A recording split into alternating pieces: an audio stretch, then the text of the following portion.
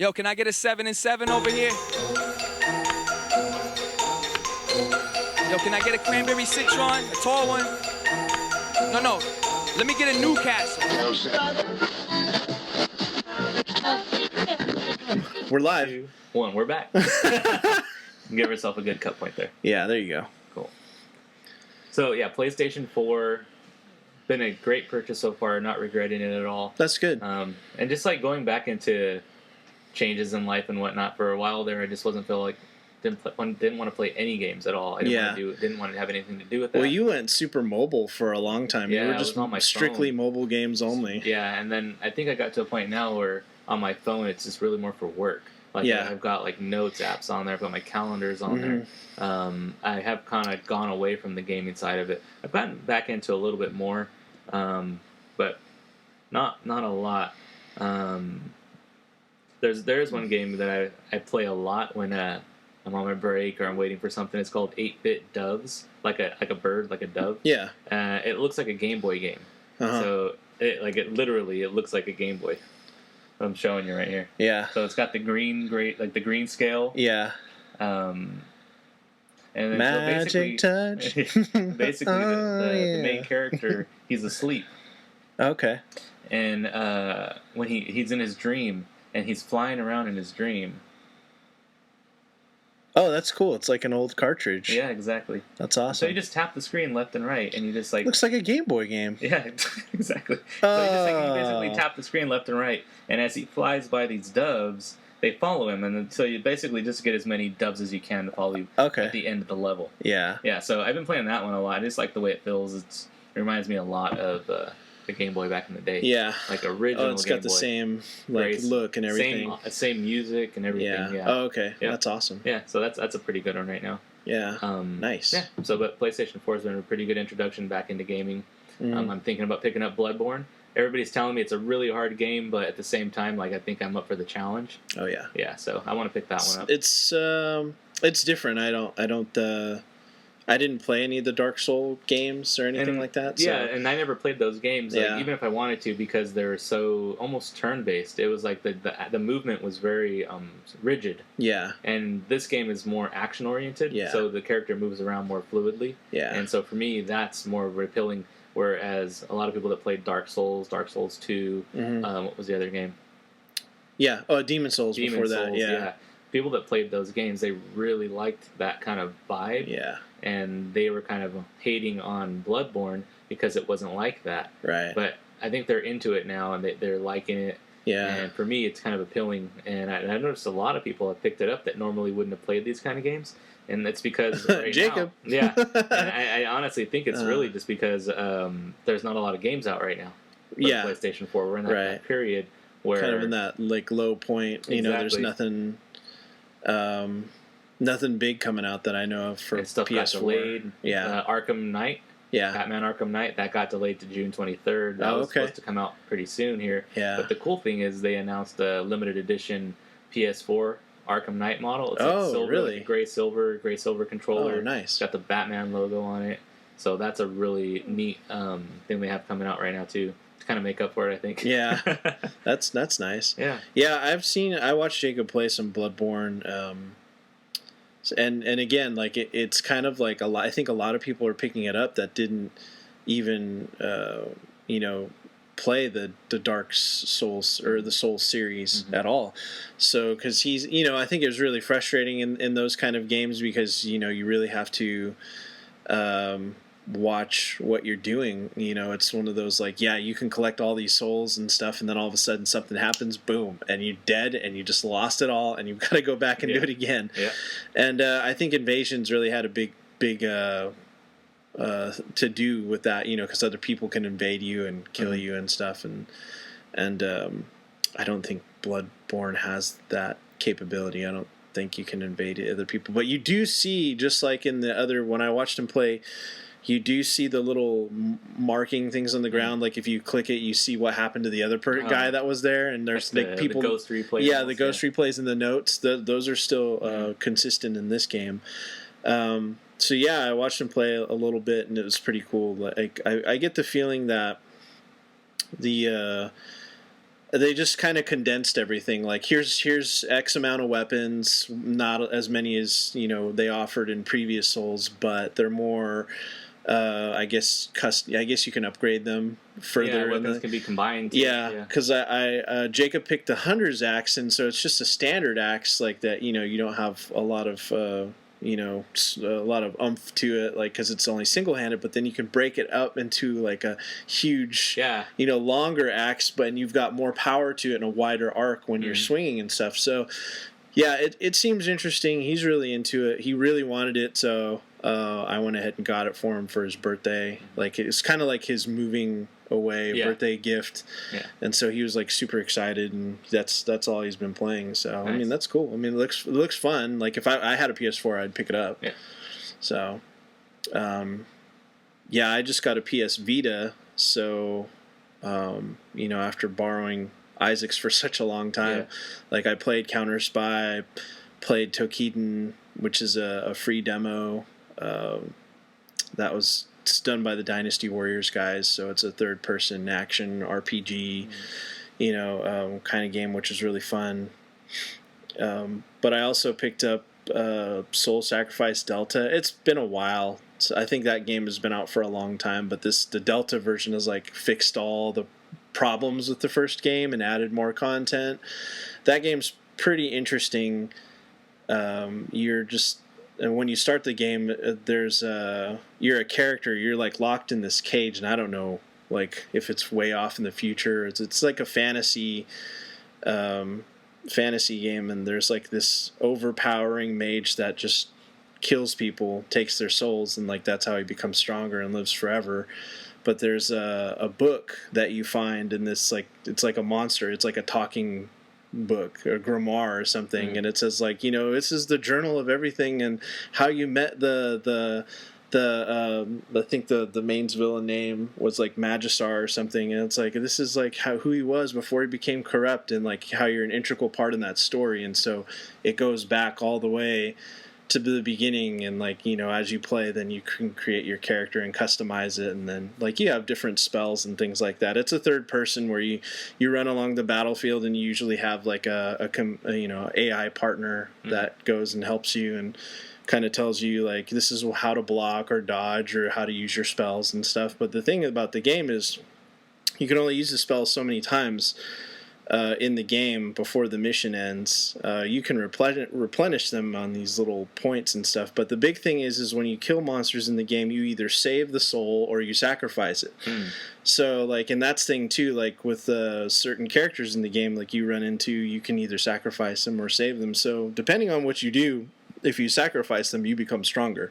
Like all your powers like are amplified. It's like a good versus evil kind of thing? Yeah, that's kind of, and you can tell by the bar too. Like the red bar is the sacrifice bar, and then the blue bar is if you save people, well, your health and your defense goes up and stuff. So I guess it really just I guess it depends on how you want to play the game.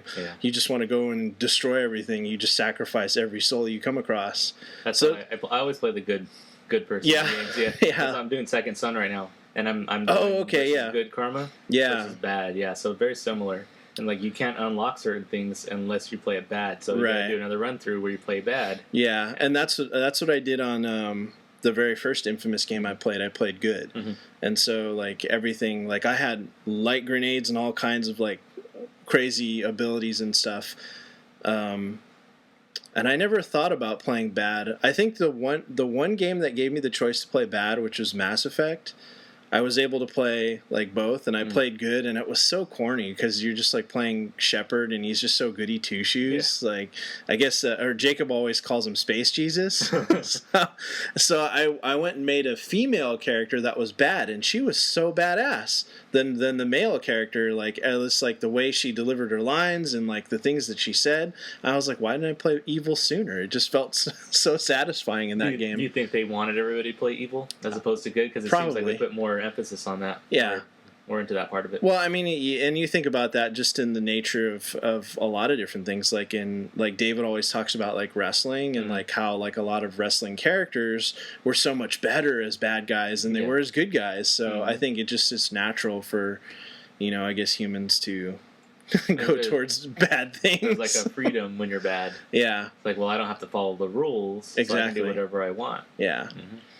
So, but yeah, PS4 is great. Again, you say like, a lot of things kind of cross over when you pick up things. So, I don't know if you saw that Helldivers game. I was asking if you had it, but I think you said it was on the back burner for you. I think it was in my library. Yeah. There's another one. I think it was called Valiant Hearts. Oh, okay, yeah. Yeah. I think Jacob said he played through that, but I haven't played it yet. Yeah. That's the Flash game one, right? If I remember, it's kind of like a side-scrolling. Looks like World War One or World War II. And you're like all these like little like army characters and stuff. Yeah. The art style looked really good. Yeah, it does remind me of like a Flash game. Yeah. So, that's kind of what's going on with games and new toys that we got. Yeah. How about TV shows? Been watching anything interesting? You said you were watching Forever. Yeah, I've been watching Forever. The funny thing is, when that show first started, I was kind of like, I don't like what are they called, like procedurals shows, like Law and Order, or every week it's a new case, and I don't really care for those shows. Dun, dun, dun. Yeah. Oh wait, no, that's People's Court. I don't know. The bass in the back. But yeah, I think this show, they quickly showed that it's not a procedural. That's almost like a lie. It's like, he works at the county morgue for the police department, but he's got this huge backstory where he's basically immortal. Okay. And you're kind of like every week. I am immortal. He's like a Highlander. He's a Highlander. But he does this job where he does autopsies, but it's only because he's trying to figure out why he's immortal. He was shot a long time ago, and as you go on and through the season and through episodes, you realize there's another person that's also immortal, and he's hunting him. Holy crap! He kills him a couple times because he knows that he doesn't die. Yeah, and they're at a point now where they're kind of like they're not friends, but they talk. Yeah, and that guy has helped him with his son. Yeah. And kind of giving him information, but I still think there's something else going on there. So it's really become this bigger story, which is what keeps me watching. Yeah. And it's not, because I was worried it was going to be like that show. With Nathan Fillion, what's that show called? Oh, Castle. I thought it was going to be like Castle. I was like, no, I'm not watching it because he has a detective that's with him. Yeah. It's a lady. Right. And I'm like, it's just going to be Castle, and it's not at all like Castle. Okay. Yeah, which is really good. So I'd recommend that for everybody if you like kind of mystery shows and you like Groundhog's Day. It's like a thriller kind of too. Like a thriller, yeah. But there's also some funny stuff in there too. A lot of good actors on it. Cuba Gooding Jr. was on one of the last episodes. Oh wow! Yeah, so I'm waiting for that point where show me the money. Yeah, exactly. I'm waiting for that point where his partner, the lady, finds out about him. Yeah, that's going to be a big part of the show, I think. Oh, okay. Oh, she doesn't know. She doesn't know. Oh. Nobody knows except his son. Yeah, nobody knows except his son. Yeah. Who is, I can't remember the guy's name, but he was on Dear John, that TV show Dear John. I don't know. I can't remember his name. But he's like in his 60s. Yeah. Because, he's been around since the 50s. Right. Probably even longer. And the dad, he looks like he's in his 40s still. Oh, okay. Yeah, so they just basically, he acts like that's his dad. Oh. Yeah. So not everybody knows. Yeah. But this guy knows that's also immortal, suffering through that same thing. So... well, it's interesting to see what happens there. Oh, that's cool. And of course, Agents of S.H.I.E.L.D. Agents of S.H.I.E.L.D. is really good. Yeah, I haven't watched it at all, so... I hated it on the first season. Yeah. Did you tough it out and watch all of it in the first season? I stopped. Like, I watched the first episode, and I'm like, this is so cheesy. Yeah. It's really cheesy. Mm-hmm. And I skipped a few episodes in the first season until Captain America Winter Soldier. When that came out, it was tied in directly to S.H.I.E.L.D. Oh, okay. And so they were like, well, you got to watch this to see what happens after. Mm-hmm. And the show completely changed, because if you've seen Avengers and you've seen all these movies, you know that S.H.I.E.L.D. was actually being run by Hydra. Mm-hmm. And they basically took over everything, and so the fallout from that is happening in the show. Oh, okay. And if you read comics, there's another comic series that started in I want to say the 70s, Inhumans. Inhumans they're kind of like mutants. Oh, yeah. They're like mutants, sort of. I know the Inhumans a little bit, yeah. Black Bolt. Black Bolt, Medusa. Yeah, Medusa, Quake. Gorgon. Yeah, so you've got all these people, And the end of the first season was about one of the characters. She's an Inhuman, and her powers basically blossom. Oh, okay. With this mist that's part of the whole saga. Yeah. And so she's Quake. So in the comics, Inhuman comics, Quake, she has the power, obviously, for like vibrating the air around her. She can cause massive earthquakes, basically. Yeah. And her father is Dr. Jekyll. Okay. And he gets really big, sort of like the Hulk. He gets really angry. So they're in this TV series, and if you've seen the schedule for the Marvel movies, there's an Inhumans movie coming out. Yeah, that should be 2017. Interesting. Yeah. So it's kind of neat that they're tying the movie series into the TV show. So I keep watching because of that. Yeah. And it's getting better and better. Yeah. They had the dog, too. Yeah, they did have that pit bull. Yeah, the pit bull. Yeah, I can't remember the dog's name, but his power was he could teleport anywhere he wanted to. Yeah. So who knows if that dog will show up or not? But that'd be cool if it did. Yeah, nice surprise. It's good to see a lot of comic stuff on TV. At the same time, I don't watch a lot of the other stuff. Like I don't watch Flash. I tried to watch Flash, but I didn't care for the writing. I tried to watch Gotham, did not care for it at all. I can't get into Gotham. Yeah, and I think the biggest thing for me is why would you go so far back into Batman's past as a child and have all these villains around? Yeah. And it's like, if Commissioner Gordon was that, or he wasn't even commissioner at this time. I think he's not. He's detective just or whatever. Detective, yeah. I mean, if they were attempting to fix and resolve and they're capturing these people as much as they are now, there wouldn't be a need for Batman. Yeah. And I'm kind of like, I just don't feel like there's a good tie-in there. To me, it's just a cash grab. Yeah. So I'm not going to watch that show. Yeah.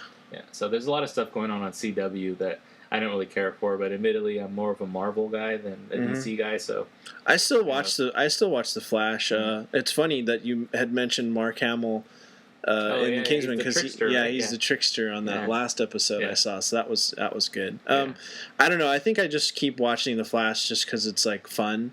It doesn't really take itself too seriously. I know it's not. I know the writing's not great or anything like that, but it's. I think the acting is. I think they have a pretty good supporting cast, really. Well, the concept of the show is good. Like, I like how he's trying to figure out how his mom died, right? And there's some kind of something happened. Yeah, him and the Reverse Flash. Yeah. Basically, I think the Reverse Flash was going to kill him, but killed the mom instead. Yeah. So, because they were actually, both of them were like in this huge, like, big fight that was going on. Because when you first see the episode, you're like, it's just two blurs, and you're not, someone coming into watching the Flash is just like, what is that? And then, later on, as we finally gotten to however many episodes we are at, it's funny because they went back to that and they showed that, as it was happening. As it was happening, and you just saw like all of them in CG, and they're like slow motion, like punching each other and kicking the crap out of each other, and so he ends up stabbing the mom and stuff. So, and that's all because I think the character's name was Thawne. His last name was Thawne, but I don't remember his first name. Anyways, he. Because of all that stuff, he talks to, was it Gideon? Is like the little, he has his own like robot AI or whatever he talks to, and she's just like, you don't have the capability to run back, because he's from another time, and so he was stuck there.